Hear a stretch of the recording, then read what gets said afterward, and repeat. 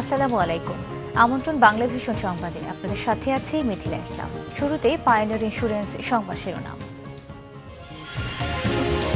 একসময় বাংলাদেশকে করোনার চোখে দেখা দেশগুলো এখন উন্নতির প্রশংসা করে, গর্বের সাথে বললেন প্রধানমন্ত্রী বাণিজ্য মেলার উদ্বোধন।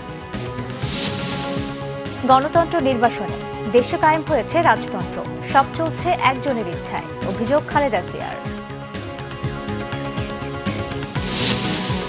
সারা দেশে বই উৎসব, অন্যরকম আনন্দে কোমলমতি শিক্ষার্থীরা, তরুণ প্রজন্মকে দেশ এগিয়ে নেওয়ার আহ্বান মন্ত্রীর। এতক্ষণ শুনছিলেন পায়োনিয়ার ইন্স্যুরেন্স সংবাদ শিরোনাম। ইফাদ টি টাইম, চায়ের সাথে সেরাটা। এবারে বিস্তারিত। ব্যবসা করতে নয়, ব্যবসায়ীদের সুযোগ সৃষ্টি করে দিতে কাজ করছে সরকার, জানিয়েছেন প্রধানমন্ত্রী শেখ হাসিনা। গতকাল ঢাকা আন্তর্জাতিক বাণিজ্য মেলা উদ্বোধন করে তিনি আরও বলেন, বাংলাদেশকে যারা করোনার চোখে দেখত তারাই এখন অব্যাহত উন্নতির কারণে প্রশংসা করছে। বঙ্গবন্ধু আন্তর্জাতিক সম্মেলন কেন্দ্রে মাসব্যাপী ঢাকা আন্তর্জাতিক বাণিজ্য মেলার উদ্বোধনী অনুষ্ঠানে প্রধানমন্ত্রী শেখ হাসিনা বলেন, বেশ কয়েকটি পণ্যের কাঁচামাল রপ্তানির দেশ এখন ব্যবসা বাণিজ্যের ক্ষেত্র হিসেবে বিশ্বে পরিচিতি পেয়েছে। তাই পণ্যের বহুমুখীকরণ ও নতুন নতুন বাজার খুঁজতে ব্যবসায়ী ও উদ্যোক্তাদের তাগিদ দেন প্রধানমন্ত্রী। ব্যবসায়ী বান্ধব একটা সরকার, আমরা ব্যবসার জন্য যথেষ্ট সুযোগ করে দিই, যার ফলে আমাদের যেমন বিনিয়োগও বাড়ছে, উৎপাদন বাড়ছে, রপ্তানি বাড়ছে, কিন্তু এটাকে আরও বৃদ্ধি করতে হবে। আপনারা জানেন যে আমরা ব্যবসা করতে আসিনি, আমি আমার কথা আপনাদের বলতে পারি যে আমি এখানে ব্যবসা করতে আসিনি, আমি দেশের উন্নয়নের জন্য কাজ করতে এসেছি। ব্যবসায়ীদের জন্য আমরা সুযোগ সৃষ্টি করে দিতে এসেছি। শেখ হাসিনা বলেন, বিশ্বব্যাপী মন্দা সত্ত্বেও বাংলাদেশ প্রবৃদ্ধির ধারাবাহিকতা বজায় রেখে অসাধ্য সাধন করেছে। তাই আর্থসামাজিক উন্নয়ন সূচকে বাংলাদেশ এগিয়ে রয়েছে বলে জানান প্রধানমন্ত্রী। বাংলাদেশকে যারা একসময় একটু করুণার চোখে দেখত, এখন তারা প্রশংসা করে।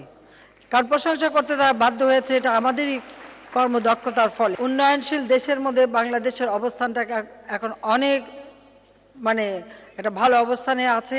বিশ্বের বহু উন্নত দেশের তুলনায়ও বাংলাদেশ কিন্তু ভালো করছে।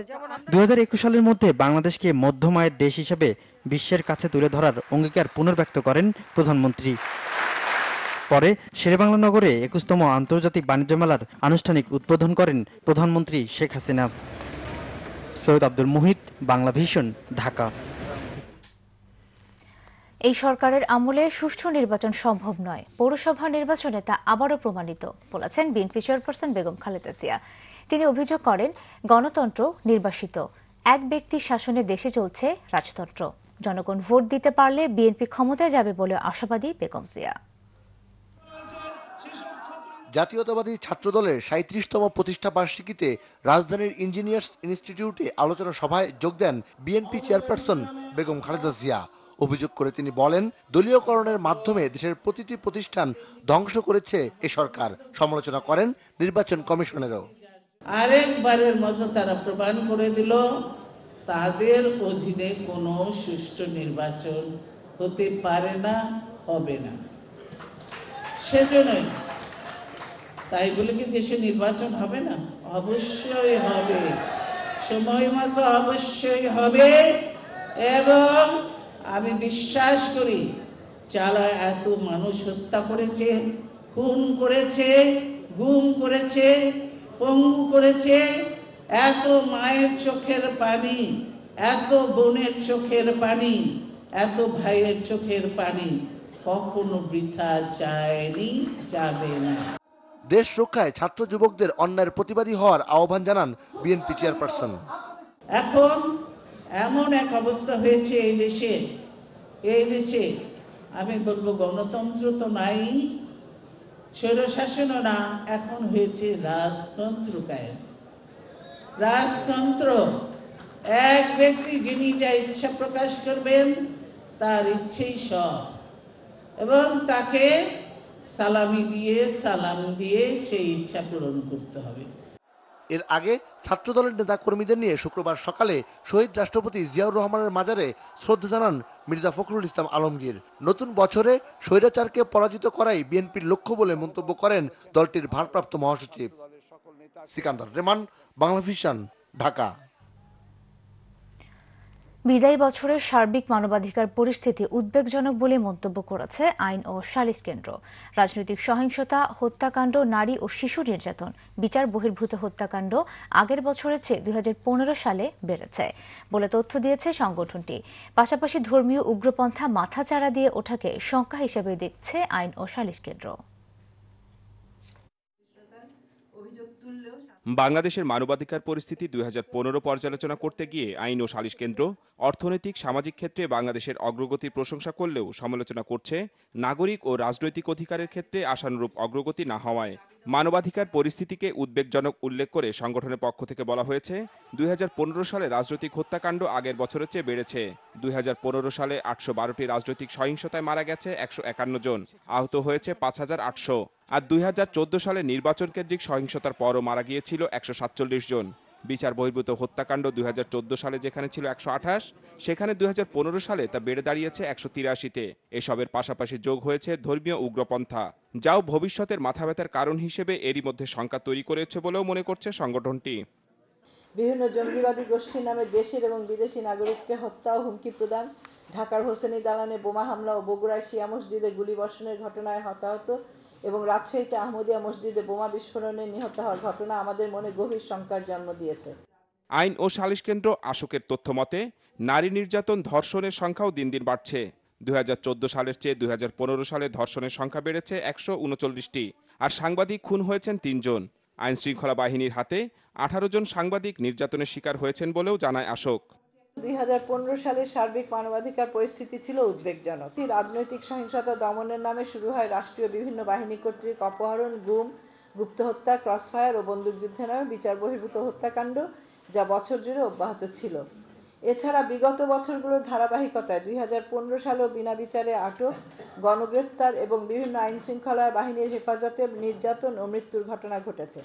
বিভিন্ন জাতীয় গণমাধ্যমের রিপোর্ট ও আশোকের তথ্যানুসন্ধানে এসব তথ্য বেরিয়ে এসেছে বলেও সংবাদ সম্মেলনে জানানো হয়। মাহফুজুর রহমান, বাংলা ভিশন, ঢাকা। রাজনৈতিক ক্ষেত্রে অনিশ্চয়তাকে ছাপিয়ে বিদায় বছরের বেশ কিছু অর্জন দেশকে এগিয়ে নিয়েছে অনেক দূর। তারুণ্য নির্ভর নানা উদ্যোগ অর্থনীতিকে এগিয়ে নেওয়ার পাশাপাশি নতুন দিশা দেখিয়েছে তথ্য প্রযুক্তি থেকে খেলাধুলা, শিল্পকলা সহ বিভিন্ন ক্ষেত্রে। সুন্দর আগামীর আশায় হতাশা উতরে নতুন বছরের এই অগ্রযাত্রায় রাজনীতিকদের আরও দায়িত্বশীল হওয়ার আহ্বান নবীনদের। রাজনৈতিক সহিংসতা দিয়ে শুরু হলেও গেল বছরের অর্জনও কম নয়। অর্থনৈতিক প্রবৃদ্ধির পাশাপাশি আলাদা করে বলার মতো অর্জন রয়েছে তথ্য প্রযুক্তি, খেলাধুলা, শিল্পকলা সহ বিভিন্ন ক্ষেত্রে। এসব অর্জনের মধ্য দিয়ে বাংলাদেশকে বিশ্বের কাছে নতুন করে পরিচয় করে দেওয়ার পেছনে রয়েছে তারুণ্যের সাফল্যগাথা। তরুণরা যেভাবে বাংলাদেশকে উচ্চকিত করে পুরো পৃথিবীর বুকে তুলে ধরছে, আমাদের এই তারুণ্যের শক্তি যদি অব্যাহত থাকে তবে সমস্ত সংকটের ভিতরে আমরা নতুন একটি পথ, নতুন একটি দিক তৈরি করতে পারবো। ইন্টারনেট বেস যেটা, যেমন আপওয়ার্ক বা ওডেস্ক যেটা আগে ছিল, সেখানে কিন্তু প্রচুর ছেলেমেয়ে কাজ করে। ইনফ্যাক্ট বাংলাদেশ এখন ওডেস্কের 3 নাম্বার, আমরা ওদের এমপ্লয়মেন্টের দিক থেকে ইন্টারন্যাশনালি আমরা এমপ্লয়মেন্ট পাই ওদের কাছ থেকে। তো আমাদের কোনো কারণ নাই পিছিয়ে থাকার। আমরা চাই গভর্নমেন্ট আমাদেরকে আরও ভালো কিছু দিক, আরও প্রোটেকশন দিক, যাতে আমাদের আর চিন্তা করতে না হয়। নতুন বছরের এই অগ্রযাত্রা ধরে রাখার প্রতিশ্রুতি তারুণ্যের। তাদের দৃষ্টি আগামীর চ্যালেঞ্জ মোকাবেলায়, প্রত্যাশা রাজনৈতিক হতাশা দূর করে আরও সুযোগ তৈরি করে দেওয়ার। আমরা রিসার্চের দিকে, গবেষণার দিকে আমরা বেশি বেশি করে আগাতে পারি। সেক্ষেত্রে আমার প্রত্যাশা থাকবে নতুন বছরে আমাদের সরকার গবেষণার প্রতি অনেক বেশি জোরদার করেন এবং এটার প্রতি যেন আরও ফান্ডের ব্যবস্থা করেন। বাংলাদেশ যে গভর্নমেন্ট এদিক থেকে যদি ইনিশিয়েটিভ নেয়, যে বিভিন্ন ব্যাঙ্কগুলোর সাথে কথা বলে যে তারা স্টুডেন্ট লোনগুলো দেয়, তাহলে কিন্তু দায়বদ্ধতার আরেকটা জায়গা তৈরি হয়, যে হ্যাঁ, কমিটমেন্টের জায়গা, যে আমি দেশ থেকে পড়াশোনা করলাম, শেষ করে দেশেরই একটা ব্যাংক থেকে লোন নিয়ে গেলাম। ইন্ডিয়া কিন্তু করছে। তো এই জায়গায় গেলে আমাদের অনেক স্টুডেন্ট বাইরে যেতে পারবে, বাইরে গেলে তারা ভালো কিছু করবে। নতুন বছরে সামাজিক সাংস্কৃতিক বিকাশের পাশাপাশি উন্নত নিরাপত্তা পরিস্থিতির আশাও তরুণদের। রকুনুজ্জামান, বাংলা ভিশন, ঢাকা। বেগম খালেদা জিয়ার হটকারী রাজনীতির কারণে পৌর নির্বাচনে বিএনপির ভোট কমেছে বলে মন্তব্য করেছেন আওয়ামী লীগের নেতারা। গতকাল আওয়ামী লীগের উপদেষ্টা পরিষদ সদস্য সুরঞ্জিত সেনগুপ্ত বলেছেন, পৌর নির্বাচনে দেশের মানুষ পেট্রোল বোমার রাজনীতির বিরুদ্ধে রায় দিয়েছে। দলের প্রচার ও প্রকাশনা সম্পাদক ডক্টর হাসান মাহমুদ বলেছেন, মির্জা ফখরুল ইসলাম আলমগীর নতুন বছরে আন্দোলনের মাধ্যমে সরকার পতনের যে ঘোষণা দিয়েছে তাতে বিএনপিরই পতন ঘটবে। এদিকে ফেনীর মহিপালে নির্মাণাধীন ফ্লাইওভার ব্রিজের কাজ পরিদর্শন করে যোগাযোগ মন্ত্রী ওবায়দুল কাদের বলেন, পৌর নির্বাচনে বিএনপির ভূমিকা ছিল ইতিবাচক। নতুন প্রজন্মকে বিশ্বমানের শিক্ষায় শিক্ষিত গড়ে তোলার প্রতি সবার প্রতি আহ্বান জানিয়েছেন শিক্ষামন্ত্রী নুরুল ইসলাম নাহিদ। তিনি বলেন, তরুণরাই পারবে আগামীর ভবিষ্যৎ তৈরিতে অংশ নিতে। গতকাল রাজধানীতে বই উৎসবের উদ্বোধন করে শিক্ষামন্ত্রী এসব কথা বলেন। সারা দেশে পাঠ্য বই উৎসব উদযাপিত হয়েছে। সকাল থেকে ছাত্রছাত্রীরা নতুন বইয়ের উৎসবে মেতেছে। বছরের প্রথম দিন নতুন বই হাতে পেয়ে খুশি তারা। বছর আমি আরো অনেক ভালো করে পড়াশোনা করতে চাই, কারণ বছরের প্রথম দিনে আমি শিক্ষামন্ত্রীর হাত থেকে বই পেয়েছি। নতুন বই পেয়েছি শিক্ষামন্ত্রীর কাছ থেকে, খুব ভালো লাগছে। পেলে আমি অনেক পড়বো। ভালো উদ্যোগ, মানে এটা হওয়াতে আমরা শিক্ষক হিসেবে বাচ্চাদেরকে বছরের শুরু থেকেই পড়াশোনা আরম্ভ করতে পারি এবং বাচ্চারাও খুব খুশি হয়। দেশের প্রাথমিক, মাধ্যমিক, ইবতেদায়ী মাদ্রাসা ও কারিগরি প্রতিষ্ঠানের মোট 4,44,16,728 জন শিক্ষার্থীর মধ্যে পাঠ্য বই বিতরণ করা হবে। শুক্রবার সকালে রাজধানীর সরকারি ল্যাবরেটরি হাই স্কুল মাঠে এই পাঠ্য বই উৎসবের উদ্বোধন করেন শিক্ষামন্ত্রী নুরুল ইসলাম নাহিদ। এ সময় তিনি বলেন, বর্তমান সরকার শিক্ষা খাতে আমূল পরিবর্তন এনেছে। তোমরা সারা জগতে এই বাংলাদেশকে জ্ঞানে, বিজ্ঞানে, প্রযুক্তি, নতুন নতুন আবিষ্কার, নতুন নতুন অগ্রগতির পথে নেতৃত্ব দিতে সক্ষম হবে সারা বিশ্বে। তোমরা সেইভাবেই গড়ে উঠবে। অন্যদিকে মিরপুর ন্যাশনাল সরকারি প্রাথমিক বিদ্যালয়ে বই বিতরণ অনুষ্ঠানের উদ্বোধন করেন প্রাথমিক ও গণশিক্ষা মন্ত্রী মোস্তাফিজুর রহমান। এ সময় তিনি দাবি করেন, সরকারের একান্ত চেষ্টার কারণেই সারা দেশে একযোগে শিক্ষার্থীদের মাঝে বই বিতরণ করা সম্ভব হচ্ছে। আমরা বোধহয় বই দিতে পারবো না এমন অনেক কথা এসেছে। একটা আশঙ্কার জায়গা তৈরি হয়েছিল, বিভিন্ন কারণ ছিল, কিন্তু সেই কারণগুলো উতরে গেছে এবং আমরা যথাসময়ে সেই বই দিতে পেরেছি। অর্থাৎ আমাদের সরকার এই ব্যাপারটাতে খুবই যত্নবান। সেতু আহমেদ, বাংলা ভিশন, ঢাকা। নিচে গ্রেট ওয়াল সিরামিক্স সংবাদ বিরতি, সাথেই থাকুন, এরপর জানিয়ে ফিরছি। ফেনীর সোনাগাজীতে বিএনপি নেতাকে ধরতে গেলে পুলিশের উপর হামলা, আহত 10, 5 জন গুলিবিদ্ধ।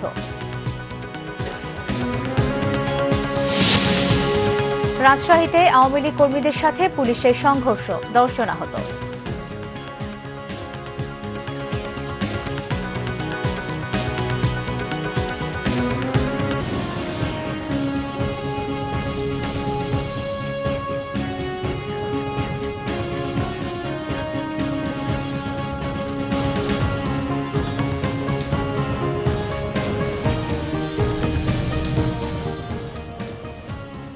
স্বাগত আরেকবার বাংলা ভিশন সংবাদে।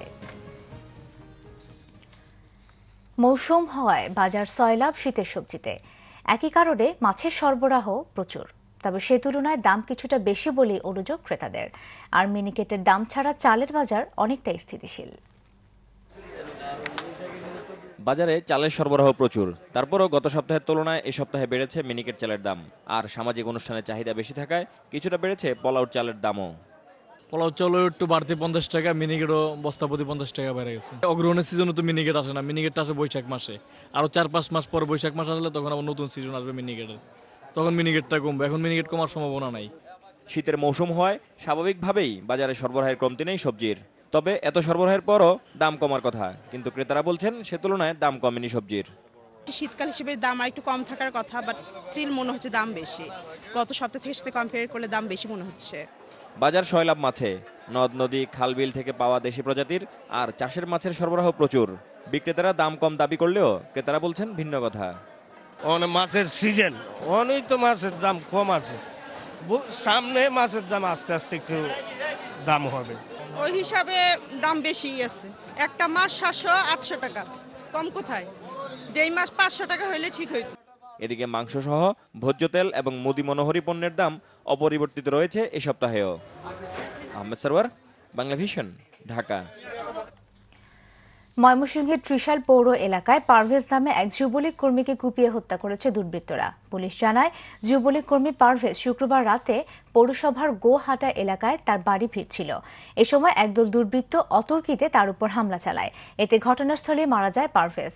উপজেলা যুবলীগ সভাপতি জাহিদুল ইসলাম জুয়েল অভিযোগ করেন, প্রতিপক্ষ সন্ত্রাসীরাই তাকে কুপিয়ে হত্যা করেছে। রাজশাহীতে বাসের চাপায় ৩ মোটরসাইকেল আরোহী নিহত হয়েছেন। মহানগরীর রেলগেট মুক্তিযুদ্ধ স্টেডিয়ামের সামনে এই ঘটনা হয়। প্রত্যক্ষদর্শীরা জানায়, শুক্রবার রাতে একটি বাস বিপরীত দিক থেকে আসা একটি মোটরসাইকেলকে চাপা দেয়। এতে মোটরসাইকেলটি দুমড়ে মুচড়ে যায়। ঘটনাস্থলে মোটরসাইকেল চালক আলমগীর হোসেন বাচ্চু নিহত হন। আহত হন তার 2 সঙ্গী এরশাদ ও জাদু। তাদের উদ্ধার করে রাজশাহী মেডিকেল কলেজ হাসপাতালে নেওয়া হলে চিকিৎসক মৃত ঘোষণা করেন। আসামি ধরা নিয়ে সংঘর্ষে ফেনীর সোনাগাজীতে 4 পুলিশ সদস্য সহ 10 জন আহত হয়েছে। আহতদের 5 জন গুলিবিদ্ধ। মতিগঞ্জ ইউনিয়ন বিএনপি সাধারণ সম্পাদক একাধিক মামলার আসামি আলী আহমেদকে গ্রেফতার করতে গেলে পুলিশের ওপর চড়াও হয় তার স্বজন ও বিএনপি কর্মীরা। পুলিশ জানায়, এ সময় তাকে ছিনিয়ে নেওয়ার চেষ্টা করলে গুলি চালায় তারা। গুলিবিদ্ধ হন বাবলু, ফরহাদ, হৃদয়, দুলাল সহ 5 জন। আহতদের চিকিৎসা চলছে ফেনী ও সোনাগাজী স্বাস্থ্য কমপ্লেক্সে। এই ঘটনায় 4 পুলিশ সদস্য আহত হয়েছে বলে জানান সোনাগাজী থানার ওসি হারুনুর রশিদ। এদিকে রাজশাহী মহানগরীর সিএবির মোড় এলাকায় পুলিশের সাথে আওয়ামী লীগ নেতাকর্মীদের সংঘর্ষে 2 পুলিশ সহ 10 জন আহত হয়েছে। পুলিশ জানায়, 31st নাইটে সরকার দলীয় নেতাকর্মীরা পুলিশ হাসপাতালের সামনে উচ্চস্বরে গান বাজিয়ে আনন্দ করছিল। এ সময় রোগীদের সমস্যার কথা ভেবে তাদের সরিয়ে দেওয়া হয়। এর জেরে গতকাল বিকেলে পুলিশের এসআই মাহবুবের অপসারণের দাবিতে নগরীর সিএবির মোড়ে অবস্থান নেন আওয়ামী লীগের নেতাকর্মীরা। পুলিশের একটি টহল পিকআপে ইটপাটকেল ছোড়েন তারা। এতে পুলিশ কনস্টেবল ফারুক ও ফজর আলী আহত হন। এরপর থানা থেকে আরও পুলিশ এসে তাদের ধাওয়া দেয়। আওয়ামী লীগ কর্মীরা পুলিশের উপর হামলার চেষ্টা চালায়। এ সময় কয়েক রাউন্ড শর্ট গানের গুলি ও সাউন্ড গ্রেনেড ছোড়ে পুলিশ। আওয়ামী লীগ নেতাকর্মীদের অভিযোগ, বৃহস্পতিবার রাতে পিকনিক করার সময় তাদের কয়েকজনকে আটক করে পুলিশ। এর প্রতিবাদে বিক্ষোভ করার সময় পুলিশ তাদের উপর লাঠিচার্জ ও শর্ট গানের গুলি ছোড়ে। এতে তাদের 10 নেতাকর্মী আহত হয়। এবারে আমিন জুয়েলার্স আন্তর্জাতিক সংবাদ।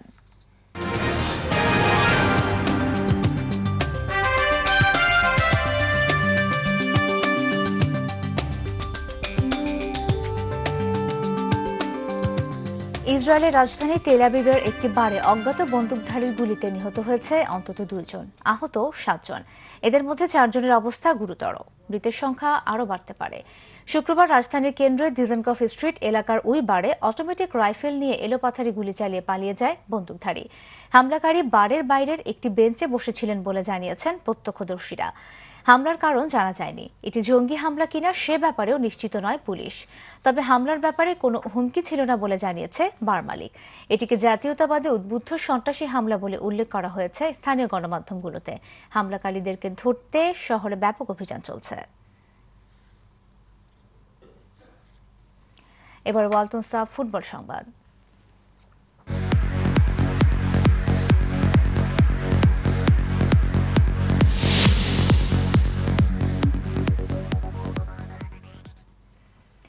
ওয়ালটন সাফ ফুটবল কিছু ব্যর্থতা থাকলেও সার্বিকভাবে এবারে সাফ ফুটবলকে সফল দাবি আয়োজক ভারতের। স্টেডিয়ামের দূরত্ব ও প্রচার প্রচারণার অভাবে দর্শক উপস্থিতি ছিল কম। তবে এই টুর্নামেন্টের আয়োজন যেমনই হোক, ভারতের চোখ এখন দক্ষিণ এশিয়া ছেড়ে বিশ্বকাপের মতো আন্তর্জাতিক আসরের দিকে। কেরালা থেকে আবু হানিফের ক্যামেরায় মানিক মাহমুদের রিপোর্ট। অনূর্ধ্ব-17 বিশ্বকাপ ফুটবলের আয়োজক ভারত দেখছে ভবিষ্যতে আরও বড় টুর্নামেন্ট আয়োজনের স্বপ্ন। যদিও দক্ষিণ এশিয়ার বিশ্বকাপ সাফ চ্যাম্পিয়নশিপ আয়োজনে গলদঘর্ম ভারত। পাকিস্তান না আসায় কমেছে টুর্নামেন্টের আকর্ষণ, নেই পর্যাপ্ত প্রচার প্রচারণা। 50,000 ধারণ ক্ষমতার ত্রিবান্দ্রম গ্রিনফিল্ড স্টেডিয়াম বেশিরভাগ ম্যাচই থাকছে ফাঁকা। তারপরও সফল আয়োজনের ঢেকুর তুলছেন আয়োজকরা। We cannot say that we are happy with the turnout and the way which the responses which we have got from the public. Right now, in my understanding, they have not done any publicity outside the state or even within the reach of the city. So people are come to know very late about this event. Bharat ফাইনালে ওঠায় কিছুটা হলেও আকর্ষণ টিকে রয়েছে টুর্নামেন্টের। তারুণ্য নির্ভর দল নিয়েও শিরোপা যুদ্ধে ফাইনাল খেলায় কোচের কৃতিত্ব দিচ্ছেন ভারতীয় সাংবাদিকরা। স্টিফেন দায়িত্ব নেওয়ার পর থেকে প্রচুর নতুন ফুটবলার তুলে আনা হচ্ছে। সারা দেশে মানে প্রত্যন্ত জায়গাগুলো আগে কী হতো শহর কেন্দ্রিক পুরো ব্যাপারটা ছিল। স্টিফেন যেটা করেছে যে এই গ্রামগুলোতে গিয়ে তার স্কাউটিং টিমকে পাঠিয়ে দিচ্ছে যে তুমি ওদেরকে দেখো, খেলা দেখে তারপর তোমার যদি মনে হয় যে এই ছেলেটার প্রতিভা আছে একে নিয়ে এসো। এবং একই কাজ করছে কলকাতার ইস্ট বেঙ্গল ক্লাবও। বাংলাদেশের ব্যর্থতায় এদেশের ফুটবল সমর্থকদের মতো হতাশ হয়েছেন ওপার বাংলার সাংবাদিকরাও। পাকিস্তান এলে একটা পুরো ব্যাপারটা ক্রিকেটে হয়নি, ফুটবলে এসছে, এটা ব্যাপারটা অন্যদিকে একটা অন্যরকম জিনিস হতো। কিন্তু বাংলাদেশের ফুটবলটা আমরা কিন্তু আশা করেছিলাম একটু ভালো দেখবো, আর একটু ভালো হবে ভেবেছিলাম। জানি না আমি টিমের এখন তো আপনাদের কী অবস্থা এতে আছে, আর একটু ভালো খেলা দেখার আশা ছিল বাংলাদেশের কাছ থেকে। সমর্থকদের মতো ভারতীয় সাংবাদিকরাও টুর্নামেন্টের সার্থকতা খুঁজছেন স্বাগতিকদের শিরোপাজয়ের মধ্যে। মানিক মাহমুদ, বাংলা ভিশন, কেরালা, ভারত। এবারে ক্লেমন খেলার সংবাদ।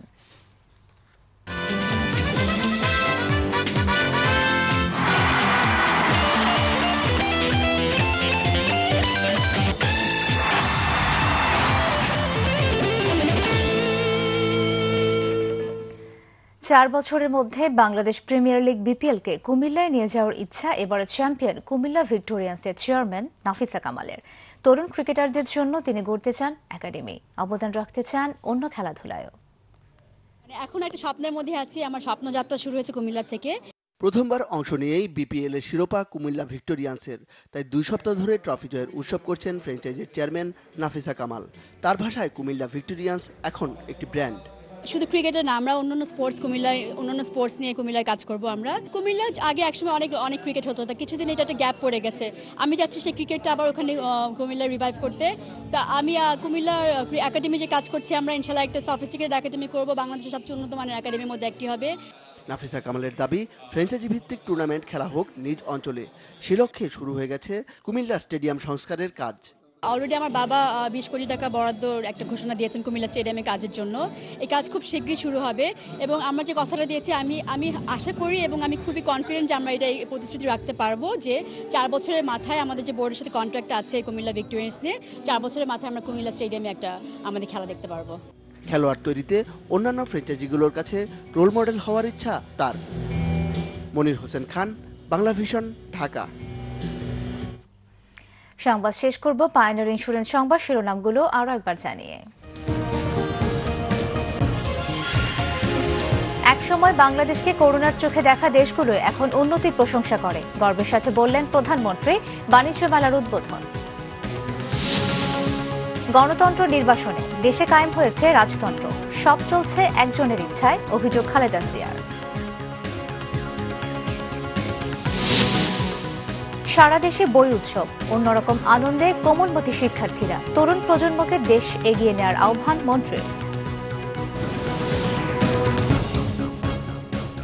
এই ছিল এখনকার মতো, পরের সংবাদ সকাল 10টায়, এর আগে 9টায় রয়েছে নিউজ টপ 10, দেখার আমন্ত্রণ রইল। এছাড়া দেশ বিদেশের সংবাদ সবার আগে জানতে গ্রামীণফোন বাংলা লিংক ও এয়ারটেল থেকে ডায়াল করুন 1616 নম্বরে। এতক্ষণ সাথে থাকার জন্য ধন্যবাদ সবাইকে।